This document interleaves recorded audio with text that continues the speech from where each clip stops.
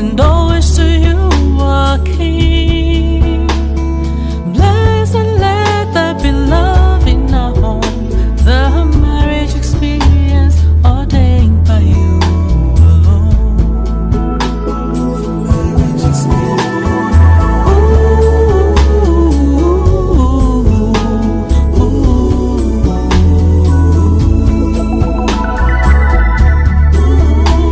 The marriage experience ordained by you alone. Welcome to the Marriage Experience program with Ayakule and Bosade Santos, where they explore what it means to cultivate a God-centric marriage by delivering realistic and biblical wisdom, pointers, and insights from couples and individuals on the marriage journey. Join them today as they share some insights. Enjoy. Hello and welcome to the Marriage Experience. So glad you found your way to us. If you've been walking this journey with us for a while, you know we don't do polished scripts or stage perfection. We just show up as we are to talk about the messy, wonderful, and unpredictable rhythm of life as couples.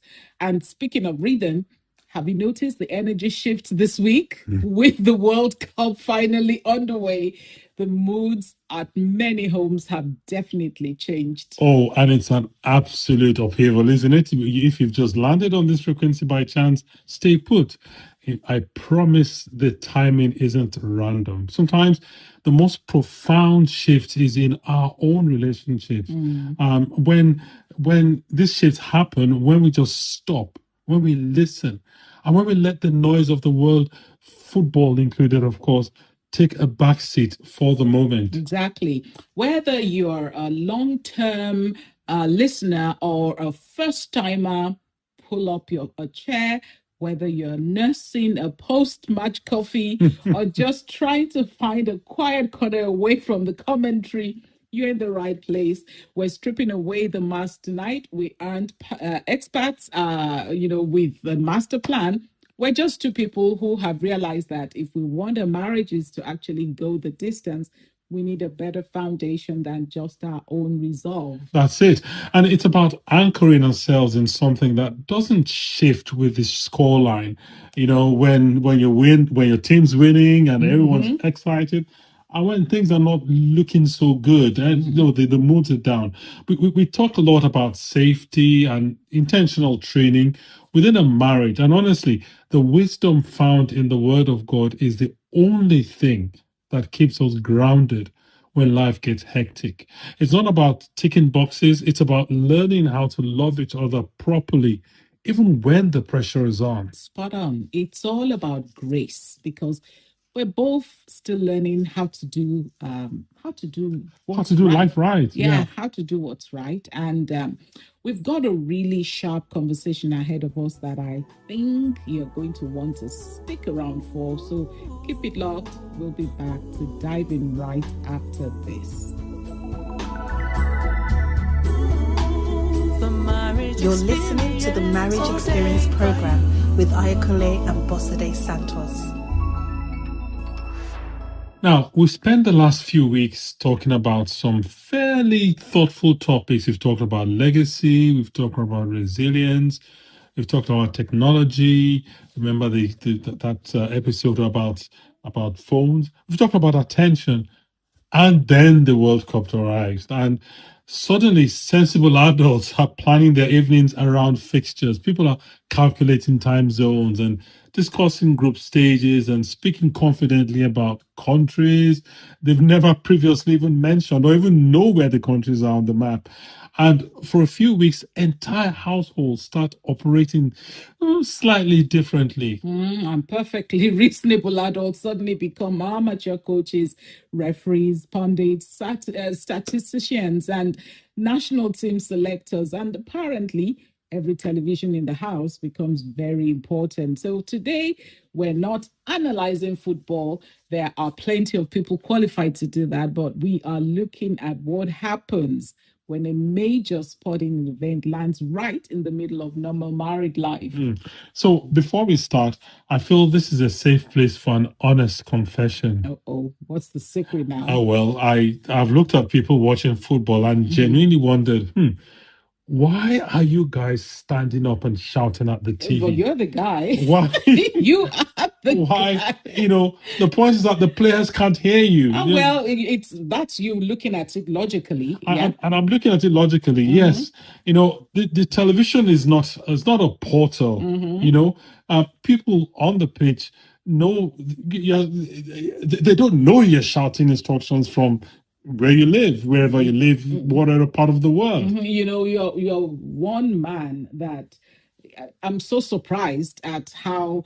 Well, I won't really say you are dispassionate about football, but you don't even follow any particular team. You just you are more like looking for the underdogs and to support the underdogs, and it just surprised me. But anyway, all over the world, millions of people are convinced that if they leave the room for 30 seconds, that's exactly when the goal will happen. And this is what fascinates me.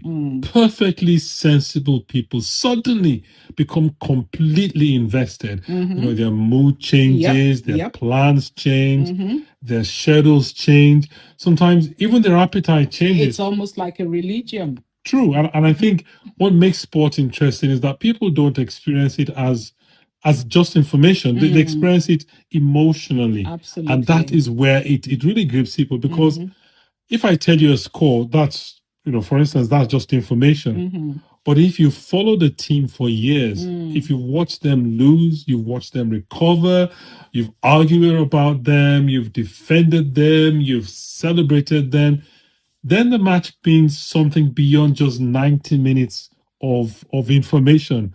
It becomes 90 minutes of engagement, 90 minutes of emotional ups and downs. Is it not Arsenal that just won recently after so yes, many years? Won the Premier League. So that's that in itself was an emotional high for people who follow them for so many years and who have prayed, who have fasted, who have done all sorts of things to see them actually win. And it's just beyond just the scores.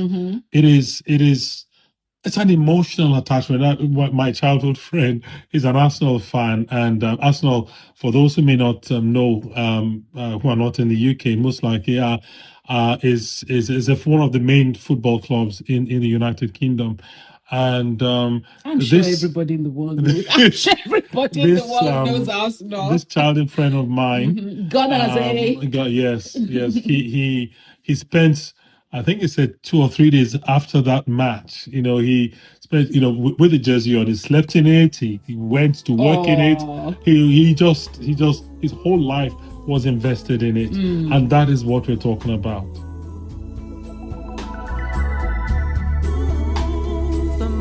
You're listening to the Marriage Experience program with Ayakule and Bosade Santos.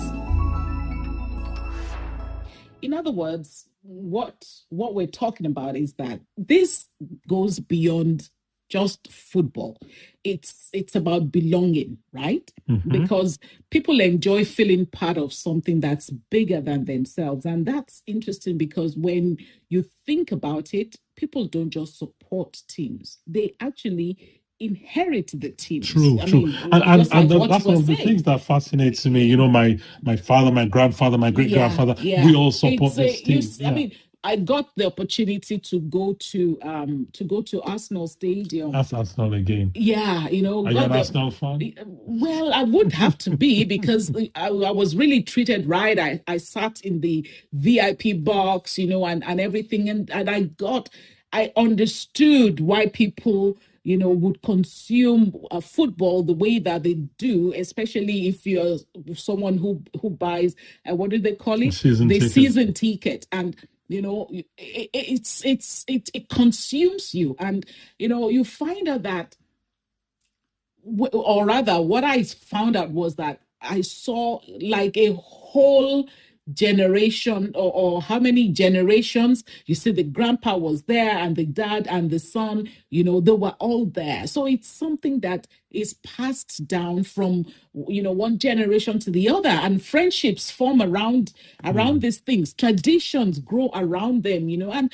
some people can tell you where they were when a particular match was played 20 years ago, but they can't even remember where they left their car keys this morning, you know? And I think every marriage has some version of this as well. It may not be football, it might be We're gardening. beginning to sound like football fans Well, right now. it's a football season right now. It might be gardening, it might be baking, it might even be Formula One. It might be a television series you watch for 15 seasons. Yes. And for those home renovation programs, where people somehow have a budget of £3 million, I still need advice on it. Yeah, we all have things that make complete sense to us and almost no sense to somebody else. True. And that's one of the funny things about marriage. And at some point, you stop asking, why does this matter? And you start accepting, well, it matters to them, therefore it matters to me as well, as in it matters to my spouse, so it matters to me as well. And I think that's actually one of the quiet signs of maturity in a relationship. Very true, very true. And in the early years, you can spend a lot of energy trying to convince each other that your interest should be shared interest. But eventually you realize that appreciation is sometimes more important than participation. And I'll repeat that. Appreciation of your spouse and what your spouse likes, what they stand for, etc.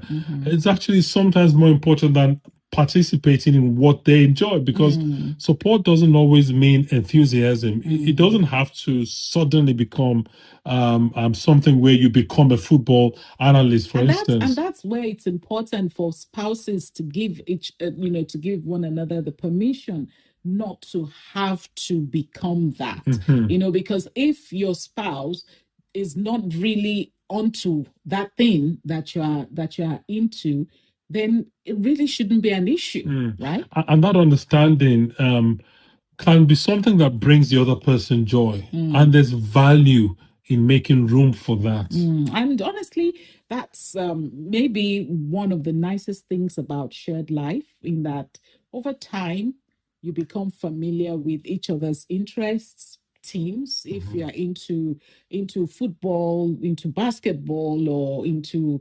any other sport out there, and you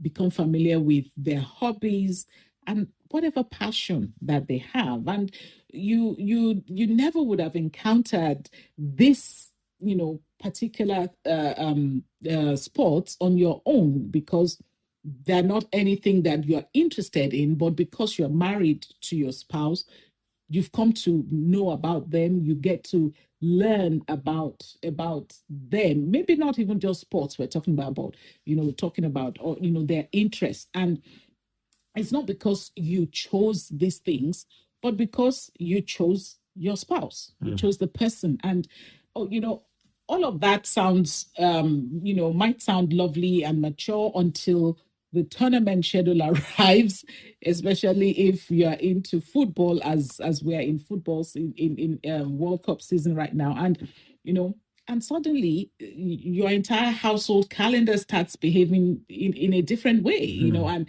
this brings us, I think, neatly to like a question that, how exactly does a major sporting event manage to rearrange normal family life? I'm really wondering how we got into this, in terms of how we're deciding to talk about the football or the World Cup and marriage. I think one of the funniest things about major tournaments is how quickly they start influencing completely unrelated decisions. Suddenly dinner times become strategic, because that look, there's a match. So you know what, let's have dinner. Let's eat now. So we have time. Trips to the shop become strategic as well. Everything you plan, even invitations are viewed through a different lens. Nobody says it directly at first. It usually is something like, what time did you say we are leaving? And it's not really what time did you say we are leaving. Is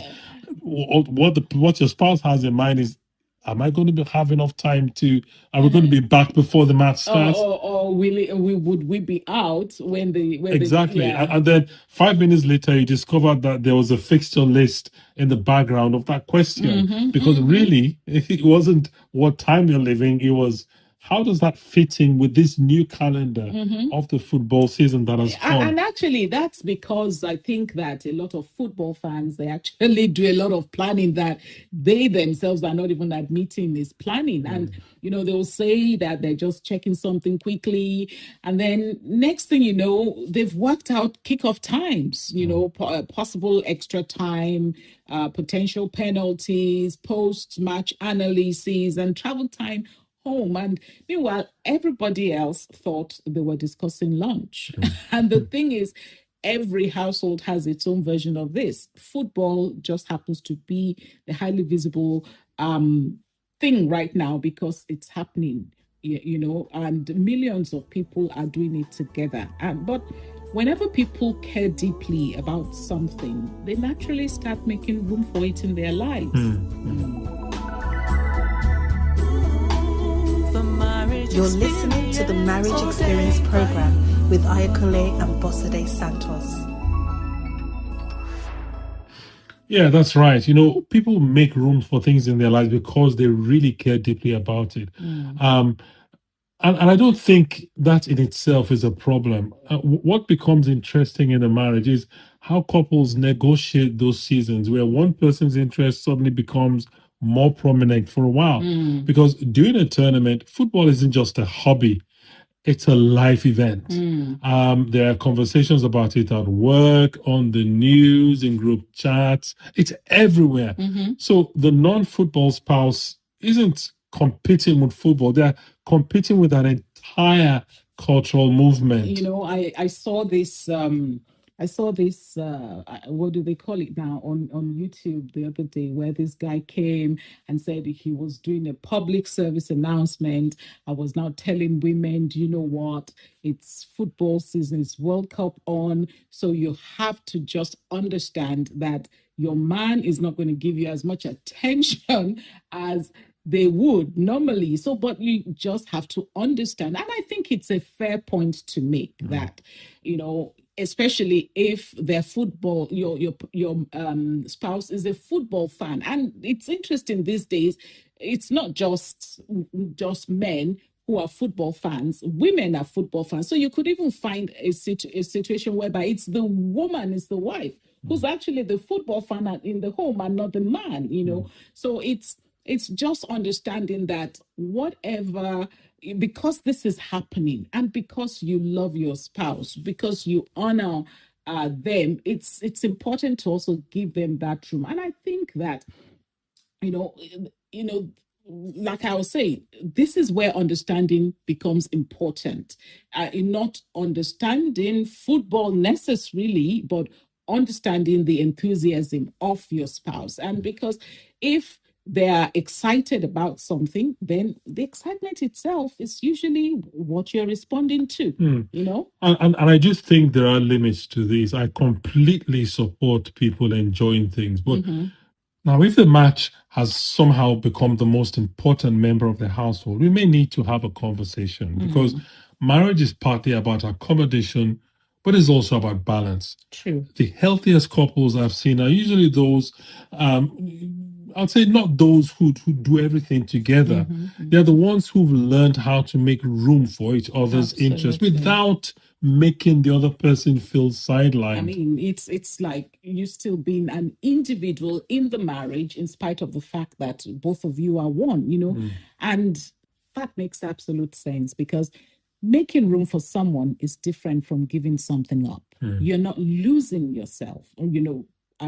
It's like you have your individuality, but at the same time, you have given permission to your spouse to also be their own person. And you're just simply recognizing that your shared lives involves adjustment. And, the truth is, most of marriage is adjustment. Nobody talks about that enough. People talk about compatibility a lot, but if you've been married for any length of time, you realize that adaptability is just as important. Life keeps changing, interests change, children come, careers change, circumstances change. That's very true. And you spend years learning how to adjust without resentment. And some adjustments could become quite funny over time. You start knowing things you never intended to know. You know which teams your spouse dislikes. You know which commentator annoys them. You know that if they suddenly go very quiet, something important has happened in the match. Or if they suddenly start speaking very loudly to the television, and before you know it, there's that a kind of emotional pattern that begins to form there. Even I'm not a football fan, but when I do sit down to watch, especially when Nigeria is playing, I'm jumping up and down. Can't you see?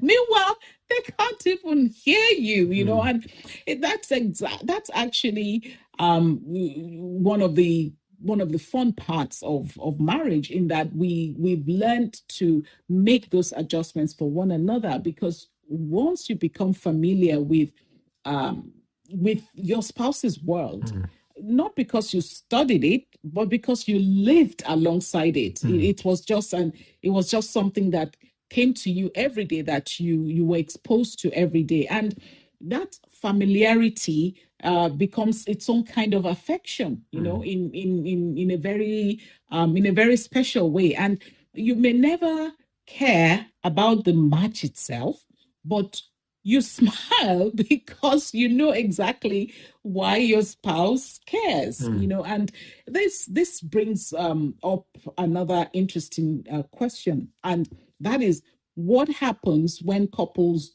don't actually enjoy the same things? Because that's where marriage gets very real very quickly. I think one of the biggest surprises for most couples is discovering how many differences emerge after marriage. Because think about it, when you're meeting someone for the first time, you always put forth, the best part of you, and you're very. And of course, you're courting, so you're doing a lot of things together. But often you're focused at that stage on things you have in common. You enjoy being together. You're discovering each other, and naturally the similarities begin to stand out. And then life settles into a rhythm, and you realize, oh, you genuinely enjoy that, not occasionally, not just as a passing interest. You really, really enjoy it. And then the story changes, because it's not just, oh yeah, it's something he likes, but it's something he's obsessed about, if I can use that word, and things then begin to change from there. You're listening to the Marriage Experience Program with Ayakule and Bosade Santos. And sometimes it's not even hobbies. It can be the way people relax. One person thinks a perfect Saturday involves a busy schedule, seeing people, doing things, going places. But the other person's perfect idea of a Saturday is having absolutely nowhere to be. Neither of you is wrong, but suddenly you're negotiating very different ideas of enjoyment. And I think earlier on, couples can feel a little disappointed by that, especially maybe in the early years of the marriage. And it's not because the differences are serious, but because there's an assumption that strong couples naturally want all the same things, which is not true. Some of the happiest couples that I've met, they have very different interests. I've noticed that as well. What they seem to have in common isn't necessarily shared hobbies. It's mutual curiosity. Mutual curiosity. They're interested in each other's work, even when it's not their own work. That's a different thing entirely, because appreciation and participation, they're not the same thing. I don't have to become passionate about everything you're passionate about, but I can learn enough to understand why it matters to you and give you room to express to it. express it, and that's usually where respect grows. And honestly, trying to force enthusiasm rarely works. It rarely You works. can't even. I mean, how do you force someone to like? Yeah. You know. Yes. You know, people can tell the difference between when you have genuine interest or curiosity, as you said, and when somebody's just enduring something politely. You know, we've all done it. I mean, at the beginning of our marriage, uh classical music wasn't my forte. You loved it, but you know, I would I just sat through it because you wanted to listen to it. It's like, oh my goodness, let's just get something with more vibe, you know, than this. But yeah, but I've come to really, really enjoy classical music right now, you know. So it's when someone is explaining something, for instance, that you know is fascinated, that they're fascinated by, and you're doing your best to keep up, but then secretly you're hoping that they're just coming to the end coming to the end of that description. And you know, but that's not the case. They are just actually getting started. And, you know, you think that marriage becomes richer when there's room for individuality. And I believe that as well, that not everything has to be our thing. You know, it doesn't have to become our thing. You know, some things can remain your thing and my thing and still sit comfortably within the relationship. You know what? I do agree with you, and I think there's something healthy about that. The idea that two people can remain distinct while building a shared life together is just like with a choir. You know, you don't sing it. Good music is when you have a harmony of different types of. Think of an orchestra, different types of instrument, or even a choir. You know, with an orchestra, you've got different types of instruments. You've got different types of different voices. They're all singing different things. They're all playing different things, but they all come together to form one beautiful music. Now, marriage isn't the disappearance of individuality. It's learning how individuality and togetherness can actually coexist well. Absolutely. And the World Cup season is a great example of that. One spouse might be caught in, the period where where there's a kickoff for weeks and he's been counting down and counting down, you know, and the other spies might barely even know who's playing, not even be aware of what football is all about. Yet they can still navigate the season well because enjoyment isn't the issue here. It's respect. I mean, the spouse who's not really into football can help put out chips, drinks, you know, for their spouse without even necessarily sitting down there, you know, to watch it with them. Or they could even watch it, or they could sit down there doing their own thing whilst their spouse is watching the football. And it's important to make this distinction that you were just speaking about, because people sometimes feel threatened by differences when actually differences are normal. You know, even your fingers, they're not all the same, you know. And the question is whether the relationship has enough generosity to accommodate them. And generosity often looks very ordinary. It might be giving someone uninterrupted space to enjoy something, like I was just sharing. And it might be asking about something you know matters to them. It might even be sitting through part of a match when you'd normally be doing something else. Now, although let's not oversell this sainthood here, because accommodation works both ways. The football fan also has responsibilities. We need to make that distinction. You can't disappear emotionally for an entire month and claim international sporting obligations. Oh, well, that's what happens mostly, though. Well, I mean, that doesn't make it right. You know, marriage isn't about one person constantly accommodating the other. It's about consideration moving in both directions. And true. When you have a season, it could be, now it is all about football. It could be anything. It could be the Olympics. It could be anything. One person makes room. But when you have that season going on, Yeah, it might not be 50-50. It could be 60-40. It could be 70-30. But it should always find its way back to somewhere close to the middle once the season is over. And the person who is on the 30%, if it's 70-30, all the person on the 70% side needs to remain mindful of that. Right. And, when that happens, differences stop being points of tension and they become part of the personality of the marriage. You stop developing little, those rifts, they don't become something. And rather they start to become traditions, right? It could be, maybe those inside jokes, and you have the understandings that belong uniquely to the two of you. Remember that incident in back in Aberdeen, at church one Sunday morning, and sometimes years later those become some of your favorite memories, not because you suddenly became interested in football, but because you're remembering the person that's attached to the football.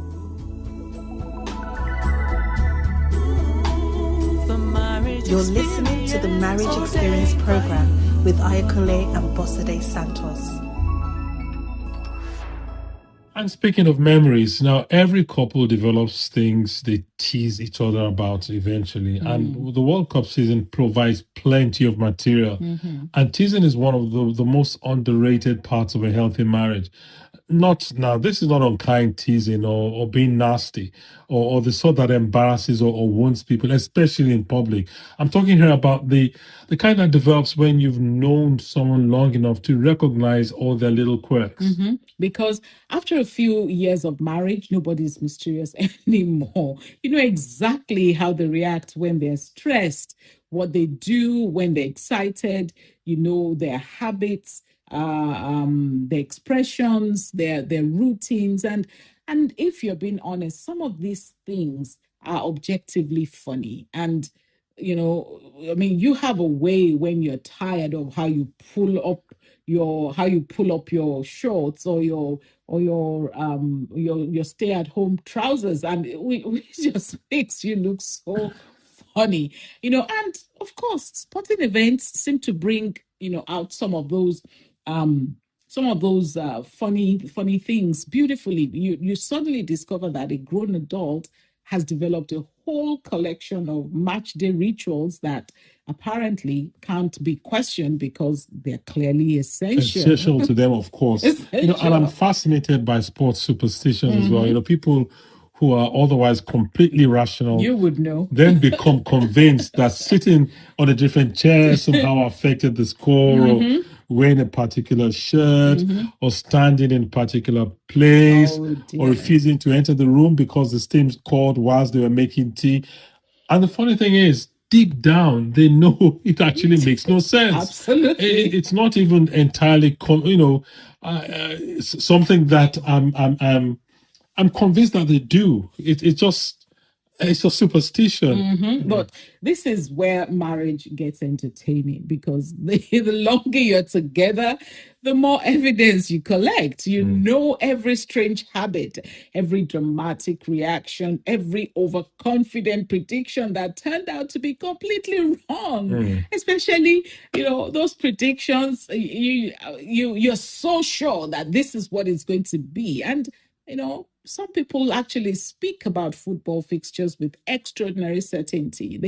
Then what happens is that 90 minutes later they're explaining why everyone else got it wrong. And marriage makes sure there is always a witness. You just said 90 minutes later they explain why everybody got it wrong. It depends on the way the match went. If they predicted that one team would win, they go, see, I told you, I knew what was going to happen. If it goes the other way around, they would blame the referee, they blame this, they blame that. And that's just the way it goes. And the person you are married to has historical records as well. They remember things. They, you can't rewrite history because somebody was there. Actually, that's one of my favorite things about long marriages. You accumulate shared stories, not important stories necessarily, just funny little moments that somehow never leave the relationship. And the thing is that what would sound completely insignificant to anyone else, they become family legends, actually. And it could be a comment, a reaction, or even a ridiculous moment. And suddenly it's still being mentioned 10 years later because shared laughter creates a kind of glue. People often talk about communication and trust and commitment, and all of those things matter seriously, but laughter carries couples through a lot of ordinary life in kitchens, living rooms, car journeys, and random moments where something unexpectedly funny happens. You're listening to the Marriage Experience program with Ayakule and Bosade Santos. And sporting events create plenty of those moments where it's celebrations that got slightly out of hand, reactions that were completely disproportionate, or declarations made before kickoff that aged very badly, by full time. And what makes teasing affectionate is that underneath it sits acceptance. Because you're not just teasing because you're annoyed. No. You're teasing because you become familiar with this person and their habits, and somehow those habits become part of the fabric of life together. And that's actually very beautiful because after enough years, some of the things that once seemed strange become strangely endearing, and not because they've changed, but because your affection for the person has grown around them. And maybe that's one of the hidden gifts of marriage. You get a front row seat to somebody's humanity, their strengths, their weaknesses, their contradictions, and the odd habits and their little obsessions. And over time, you stop expecting perfection and you start enjoying the person.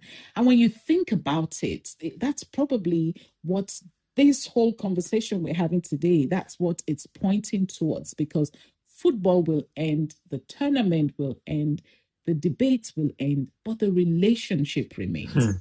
As we've talked today, it strikes me that football isn't really the story. The World Cup comes and it goes. One team wins and another doesn't. Absolutely. The excitement eventually fades and then life returns to normal. But the marriage remains. And perhaps that's the lovely thing about shared life. Over the years, you find yourself collecting pieces of each other's world, not because they become your passion, but because they belong to someone you love. You learn those things that make them smile, the things that make them excited, the things that make them absolutely, excited in a way that makes no sense to you. But somehow these things become familiar anyway. And that's one of the gifts of marriage, not becoming the same person, but making room for each other just as you are. Different interests, different personalities, different ways of enjoying life, yet building one life together. So whether you're watching every match, avoiding every match, or simply wondering why everyone is suddenly shouting at the television, we hope this conversation has brought a smile and perhaps a reminder to appreciate the little things that make your relationship uniquely yours. Because long after the final whistle, it's those everyday moments, shared memories, and small acts of consideration that become the real highlights. And that idea isn't only relevant to marriage, it's also deeply relevant to our walk in Christ. Because just as healthy marriages require us to set aside distractions and focus on the person in front of us, our faith invites us to turn away from those countless things competing for our attention and then fix our eyes on Jesus. You're listening to the Marriage Experience program with Ayakule and Bosade Santos. Prayer really doesn't capture everything we've been talking about today, because when the tournament finally ends and the screens go blank, it all comes down to where our focus lands. Absolutely. It's about tuning out the noise. It's about filtering out the daily distractions, and then making a deliberate choice to look at what truly matters. And honestly, that is a daily decision we've got to take, not just in how we show up for our spouses, but in how we walk with our God. Absolutely. It's about choosing to look away from the busy schedules and the things competing for our time, and then fixing our eyes entirely on Him. We want to give you some space to do exactly that right now. This is the only song we're playing today, and we want to invite you to use this next few minutes as a quiet time for reflection and worship. Whether you're thinking about your marriage, your family, or your own heart, just let this the noise fade into the background. Now, this is a powerful anthem from Dusin Oyekon that speaks directly to the heart posture of unwavering commitment and deliberate focus. Turn your heart towards home. Turn your eyes upon Jesus, and let's go into a moment of worship together. Here's Follow You from Dusin Oyekon.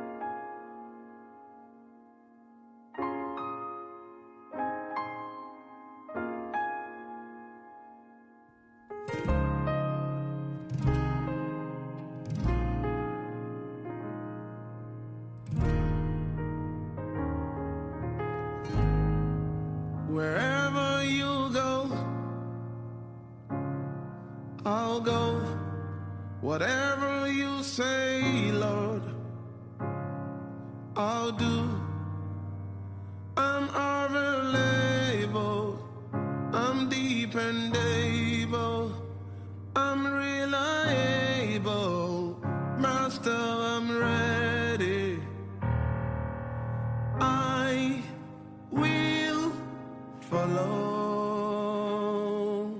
follow you till the end of time. I will follow you till the end of time. Let's follow.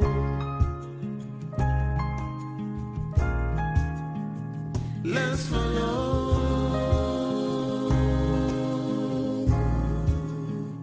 Let's follow.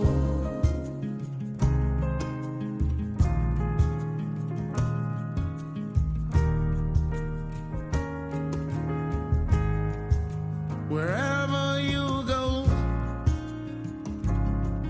I'll go. Whatever you say, Lord, I'll do. I'm available, I'm dependable, I'm reliable, Master, I'm ready. And I will follow you till the end of time. I will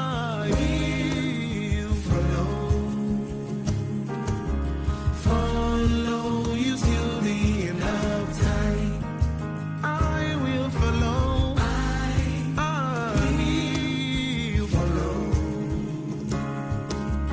follow you till the end of time.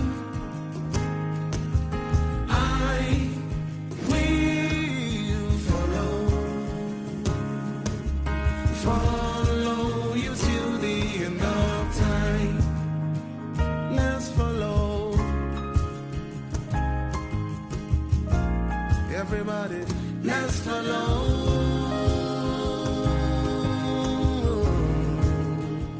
Let's follow.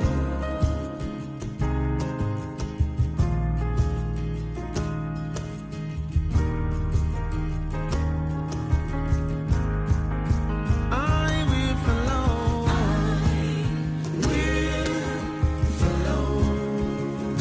Yes, Lord. Follow you till the end of time.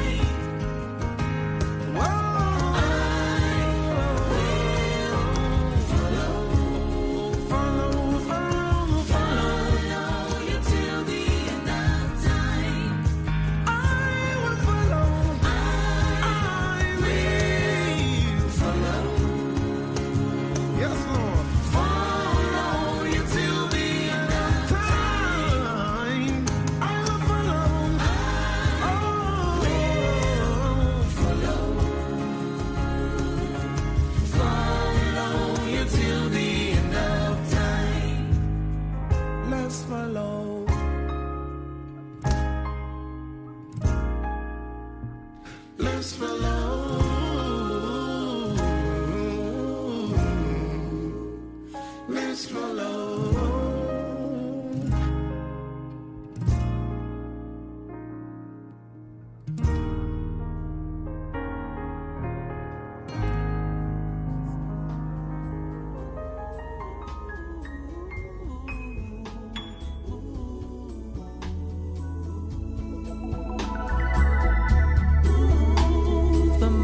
You're listening to the Marriage Experience program with Ayakunle and Bosade Santos. Shall we pray? Heavenly Father, we thank you for the gift of marriage, as always, for companionship and for shared life. Thank you for the laughter, the memories, the differences, and the unique ways you bring two people together. Lord, help us to appreciate one another more deeply, to make room for each other's interests, and to show kindness in the small everyday moments that often matter most. Teach us to celebrate our differences, to enjoy the journey we are on together, and to never take for granted the gift of having someone to share life with. May our homes be filled with grace, understanding, friendship, and joy. And may every marriage listening today continue to grow stronger than in their love, in patience, and in mutual respect. In Jesus' name. Amen. Amen. And as you move into the coming week, thank you for joining us on the Marriage Experience. And just like that, we've hit the finish line for this week's session. It's been a joy hanging out with you all here at the Marriage Experience, broadcasting across the nation on Heart Song Live. Truly, thanks for letting us be part of your evening. If life got in the way and you missed a chunk of the conversation, or if you just want to mull over a point we made, we've got you covered with a full replay this Wednesday. Glued to the station, though, because the rest of the night is absolutely stacked. Absolutely. Coming up at 8 p.m., the Chatty Chappies, they take the stage, and then at 11 p.m., Arise with Eloho brings on the energy. And if you're joining us for that Wednesday repeat, hang around afterwards for we've got Annette, and she runs a program that's titled What's on Your Plate. Mm-hmm. What she does is a fantastic job of shining a spotlight on the unsung heroes who are doing vital, heartwarming work in our local communities. Mm-hmm. So if you find value in what we're doing here at Heart Song Live, please consider supporting us in some way. Keep the lights on and the microphones live. Take some resources, and you can help us to keep the mission moving by visiting heartsonglive.co.uk/donate. We genuinely want to hear from you. Seriously, send us your thoughts, your messy questions, or just a shout out to mexperience@lidiosantos.com. That's our email address. And don't forget to swing by our YouTube channel. Our handle is at Marriage Experience without the E before the X. Hit subscribe and tap on the bell icon. It's the best way to make sure you never miss a new upload when it drops. One last tip. If you haven't grabbed the Heart Song Live app yet, do it today. It's the easiest way to keep us in your pocket and stay connected to all the uplifting content coming through your speakers, no matter where you are. Right. That's our time. We'll be back in your ears this sometime next week. But for now, keep investing in your relationship. Keep pushing forward. Regardless of whether your house is currently a battleground over football scores or things are feeling a bit quieter, just remember God is right there in the thick of it with you. Have a wonderful, wonderful week, everyone. Enjoy the World Cup, enjoy each other, and we'll see you next time. God bless. Join Ayakule and Bosade again next week on the Marriage Experience program as they bring God's truth to help you build your marriage God's way. Till then, remember, marriage is God's idea and it is a good thing. The Marriage Experience ordained by you.